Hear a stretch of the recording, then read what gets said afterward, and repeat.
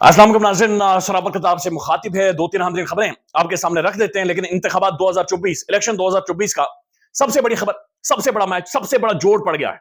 सबसे बड़ी खबर है, और बड़ी खबर यह है कि सनम जावेद साहबा को, एक नौजवान लड़की जो जेल के अंदर मौजूद है, उसे इजाजत सुप्रीम कोर्ट की जानिब से मिल गई है कि वो इंतखाबात लाहौर के अंदर से कॉन्टेस्ट कर सकती है। सनम जावेद जोड़ किसके साथ पड़ेगा? मरियम नवाज शरीफ साहबा, पापा की परी, पीछे शरीफ डायनास्टी, शरीफ खानदान की पॉलिटिक्स, उनके साथ ये मैच पड़ने वाला है। अब ये मैच फैसला कौन होगा? ये मैच बहुत सारी चीजें डिसाइड कर देगा, क्योंकि सनम जावेद एक आम लड़की है, एक आम लड़की है, पहली दफा इंतखाबात के अंदर जा रही है। एक मुतवसत घराने से उस लड़की का ताल्लुक है, जिसे कोई नहीं जानता था, जिसे कोई नहीं पहचानता था। और दूसरी तरफ एक खानदान जिसने मरियम साहबा को लॉन्च करना है, खानदान जिसने मरियम साहबा को वजीर आजम बनवाया, एक खानदान जो अपनी सियासत का सर्वाइवल का उसे मसला पड़ा हुआ है, उसे लाहौर के अंदर से एक आम लड़की ने उठकर चैलेंज कर दिया है।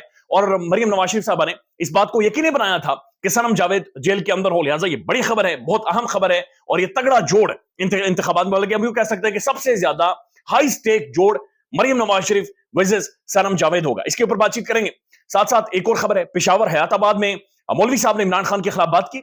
जुमे के खुतबे के दौरान लोग उठ के और फिर मुनाफिक है, ये मौलवी मुनाफिक है, वहां पर रोला पड़ा और पोलराइजेशन की इंतहा हो गई है।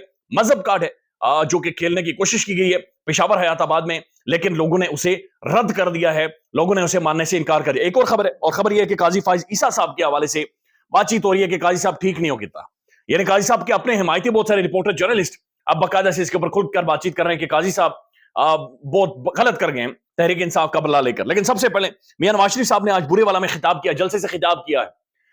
मियां साहब जब से उन्होंने जबरदस्ती की कैंपेन अपनी लॉन्च की हुई है, कैंपेन तब आप लॉन्च करते हैं जब आपका कोई मुआवजा हो, कोई कंपैरिजन हो, आपका किसी के साथ सियासी मैच पड़ा हो, एक पार्टी को खत्म करके उसे बांध कर, उसकी जुबान काट कर, उसके बाजू बांध कर, मेरे ख्याल में मुकाबला नहीं होता। ये सियासी मुकाबला नहीं होता। ये चुनतखब की दौड़ हो सकती है, लेकिन ये सियासी अखाड़ा नहीं हो सकता, ये सियासी मैदान नहीं हो सकता, ये सियासी टक्कर नहीं हो सकती। बुरे वाला में मियां साहब ने खिताब किया है, 13-14 मिनट का है, और वहां पर भी मियां साहब ने एक तो उन्होंने चिट पकड़ी हुई है, उस चिट में वो बताते हैं कि मेरे जमाने में आलू इतने के थे, अब भी इतने के, मेरे जमाने में टमाटर इतने का था, अब इतने का है, मेरे जमाने में आटा इतने का था, अब इतने का। यानी मेरे ख्याल में वो कायदे आज़म के दौर से अगर शुरू करें तो उस वक्त मेरे ख्याल में चंद आनों में मिलता था आटा। अगर मुशर्रफ के दौर में जाए चीजें और ज्यादा सस्ती मिलती थी। लेकिन मियां साहब अपने भाई की के दौर की चिट नहीं पकड़ रहे, अपने दौर की चिट पकड़ रहे हैं। वो कहते हैं मेरा इससे ताल्लुक ही नहीं है, वो अपने दौर की चिट पकड़ रहे हैं। लेकिन बहरहाल बुरे वाला में उन्होंने खुलकर बातचीत की। उन्होंने कहा जनाब मैं यहां पर एयरपोर्ट बना दूंगा, मैं यहां पर मोटरवे बना दूंगा। मियां साहब ने मेरे ख्याल में 4 जलसों से खिताब किया अभी तक, और 4 जलसों में मियां साहब ने 4 एयरपोर्ट दे दिए। 4 एयरपोर्ट, यानी वो कह रहे एयरपोर्ट बना के दूंगा। अब मुझे नहीं समझ आ रही, जिन लोगों के पास किराया नहीं है कि वो पब्लिक ट्रांसपोर्ट कर सकें, वो जहाज के ऊपर बैठ के कैसे एक जगह से दूसरी जगह कम्यूट करेंगे, एक जगह से दूसरी जगह जाएंगे। लेकिन शायद जहाजों के ऊपर मियां साहब अवाम को अब जहाज बनाना चाह रहे हैं ताकि जहाजों के ऊपर बैठकर आगे पीछे जाए। उन्होंने बुरे वाला को भी जहाज दे दिया है, उन्होंने जनाब पतोकी में जहाज दिया है, उन्होंने फलानी जगह पे जहाज दिया। लाहौर रैली में भी उन्होंने कहा लाहौर के अंदर इस गली में भी हो सकता है कि यहां पर भी एयरपोर्ट बनाकर एक और जहाज शुरू किया जाए। मोटरवे उन्होंने हर जगह पर, यानी वो इससे पहले जिधर भी गए मियां साहब, मोटरवे तो यानी पक्की है ना, मोटरवे तो ऐसे समझे कि घर की दाल है, यानी कुछ हो ना हो मोटरवे आपकी पक्की बनेगी। बुरे वाला में उन्होंने कहा मोटरवे दूंगा, तुम लोगों को जहाज एयरपोर्ट बना के दूंगा, यहां पर जहाज उतरेंगे। मेरे ख्याल में पॉसिबल तो है, मुमकिन तो है। मियां साहब मुमकिनात की बात करते हैं, मुमकिन तो है। यानी अगर आप कागज का जहाज बनाएं और जिसे फूंक मार के ऐसे करके फेंकते हैं, उस जहाज का एयरपोर्ट बन सकता है। उस जहाज का एयरपोर्ट 3-4 एयरपोर्ट मुख्तलिफ जगहों पर बन सकते हैं। अब बताया जा रहा है कि जो अगला जलसा था मियां साहब का, मेरे ख्याल पता नहीं कहां पर था, वो जलसा उन्होंने कैंसिल कर दिया है। शुक्र है कैंसिल कर दिया, नहीं तो एक और एयरपोर्ट, यानी 5वां एयरपोर्ट भी हो जाता।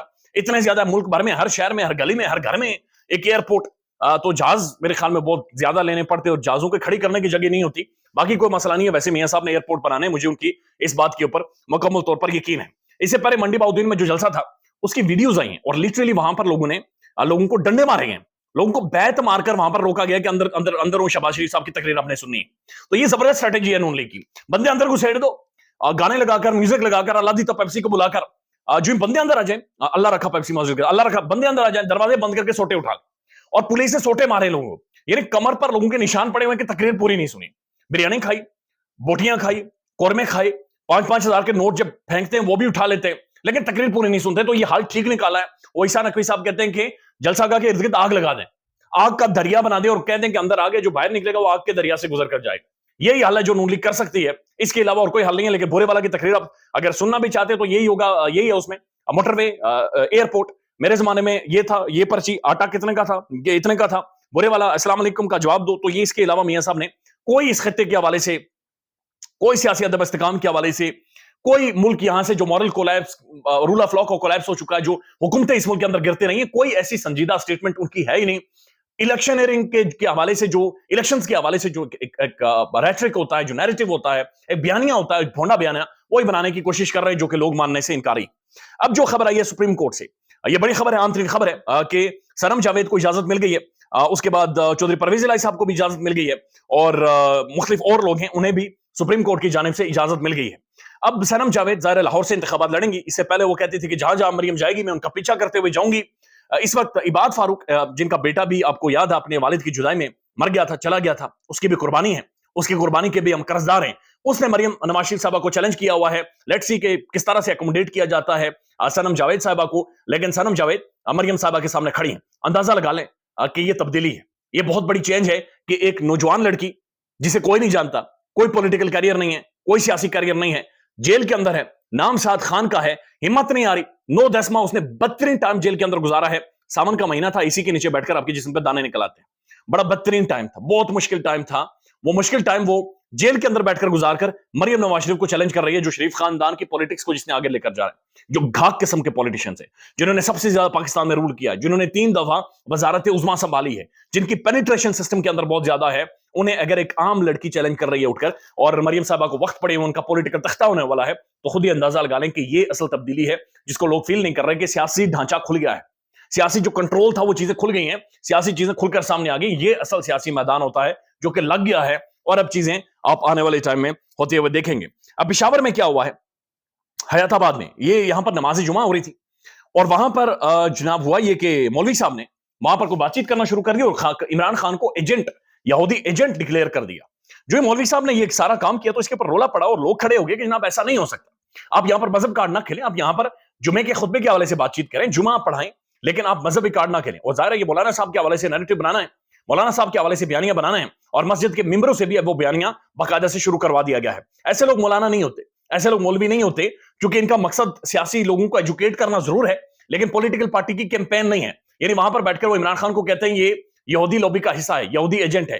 اب اندازہ لگا لیں، وہ بندہ اسلاموفوبیا کے خلاف کھڑا ہوا، اس بندے کی وجہ سے دنیا بھر میں اسلاموفوبیا کے حوالے سے کے خلاف دن بنایا جاتا ہے باقاعدہ سے. اقوام متحدہ میں اس نے جو تقریر کی وہ تاریخ کا حصہ ہے، اقوام متحدہ کی تاریخ کا حصہ ہے، لیکن یہاں پر ہم نے مذہب کو بیچنا ہے.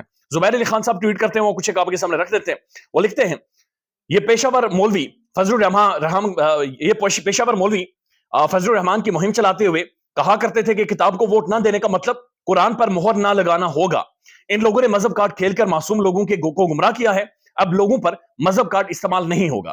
مولوی مسجد میں بیٹھ کر کسی کو یہودی ایجنٹ کہے، کسی پر فتویٰ لگائے، وہ جائز. ان کو اس بات سے روکنے والے عدم برداشت کیسے؟ ان مولویوں کو کس نے اختیار دیا ہے کہ وہ ممبر پر بیٹھ کر مغالطات بکیں؟ ہر کوئی اپنے اختیار سے تجاوز کرے تو عدم برداشت تو پھیلے گی. یعنی کہ بنیادی طور پر جب تحریک انصاف کے لوگوں نے اور عام لوگوں نے کھڑے ہو کر کہا کہ مولوی صاحب آپ منافق ہیں، آپ تو منافقت کر رہے ہیں، آپ تو یہ بڑا خلیص ترین چیز کر رہے ہیں کہ آپ پولیٹیکل کیمپین چلا رہے ہیں، تو ان لوگوں کو ان کے حوالے سے سوشل میڈیا پر کیمپین چلائے کہ تحریک انصاف کے لوگ عدم برداشت کا شکار ہیں، ریئیکٹ کرتے ہیں، یہ جواب دیتے ہیں، یہ ٹھیک طریقہ ان کا نہیں ہے، اور یہ بدتمیزی کرتے ہیں. بہرحال اس طرح کی باتیں پھیلائی گئی، لیکن obvious ہے آپ سب کے سامنے آپ کو نظر آ رہا ہے کہ یہ ساری چیزیں کس طرح سے چل رہی ہیں. اب جو قاضی فائز عیسیٰ صاحب نے جو فیصلہ دیا بیٹ چھیننے کا اور اس کے بعد ڈیفینڈ کیا سارے معاملات کو، اس کے اوپر ایک بہت بڑی کنٹروورسی بن گئی ہے. یعنی اس کے اوپر کھل کر بات چیت ہو رہی. میں صرف متی اللہ جان صاحب، اس سے پہلے یہ متی اللہ جان صاحب کے ویلاگز اٹھا کر دیکھ لیں. متی اللہ جان صاحب پاکستان کے بڑے پرومیننٹ صحافی، میں نے 2 سے 3 دفعہ ان کے انٹرویو کیا، میری خوش قسمتی ہے. متی اللہ جان صاحب جو ریاستی جبر ہے اس کا شکار رہے، انہیں اٹھایا گیا. پھر مجھے وہ انٹرویو اور وہ بات ان کی یاد ہے جب انہوں نے یہ کہا تھا کہ میں اس عمر میں اتنا تجربہ لے کر، اپنے سفید بال لے کر سڑکوں کی جو ریت ہے وہ چھان رہا ہوں، اور یہ بڑے بڑے بیورو چیف بیٹھے ہوئے اور یہ مجھے چینل پر کام نہیں کرنے دیتے، جو کہ انہیں اشارہ کہیں اور سے آتا ہے. تو متی اللہ جان صاحب نے بڑا مشکل ٹائم گزارا ہے، نو ڈاؤٹ ان دیٹ. قاضی فائزہ صاحب کو بڑا انہوں نے پروٹوکول دیا ہے، لیکن اب یہ خود ان کے حوالے سے یہ بات چیت کر رہے ہیں کہ اس الیکشن میں جو کچھ ہوگا اس کی ذمہ داری کسی اسٹیبلشمنٹ پر نہیں ہوگی، چیف جسٹس اور ان کے 2 ساتھیوں پر ہوگی جنہوں نے شرمناک فیصلہ کیا ہے. انہوں نے شرمناک فیصلہ، اور ساتھ انہوں نے اپنے ویلاگ میں یہ ذکر کیا کہ چیف جسٹس نے حوالہ دیا امریکن کورٹ کا. تو امریکہ کے اندر ڈیموکریسی اس طرح سے ڈیریل نہیں ہوتی. امریکہ کے اندر لوگوں کے منہ کے اندر ہاتھ ڈال کر زبانیں ان کی نہیں کھینچی جاتی، وہاں پر ایک سوفیسٹیکیٹڈ معاشرہ ہے، وہاں پر ججوں اور عدالتوں اور معاشروں کے اندر جان ہے، جان ہی کوئی نہیں ہے. خیال رکھیے گا اپنا. اللہ حافظ.